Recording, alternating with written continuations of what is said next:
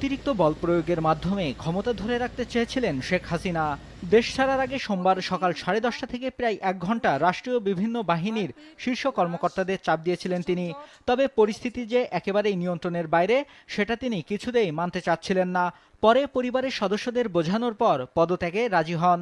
এরপর দ্রুততম সময়ে পদত্যাগ করে সামরিক হেলিকপ্টারে করে গোপনে বোন শেখ রেহেনাকে সঙ্গে নিয়ে দেশ ছাড়েন শেখ হাসিনা। সংশ্লিষ্ট একাধিক সূত্রের কাছ থেকে শেখ হাসিনার ক্ষমতা ছাড়ার শেষ 4 ঘন্টার একটা বিবরণ পাওয়া গেছে। জানা গেছে, দলীয় অস্ত্রধারী কর্মীদের নামিয়ে 4 আগস্ট দিনভর সারা দেশে ব্যাপক সংঘাত ও প্রাণহানি ঘটানোর পরও ছাত্র জনতার আন্দোলন সামাল দিতে পারেনি শেখ হাসিনা। যদিও পরিস্থিতি উপলব্ধি করতে পেরে ওই দিন রাতেই শেখ হাসিনাকে তার একজন উপদেষ্টা সহ কয়েকজন নেতা বোঝানোর চেষ্টা করেন।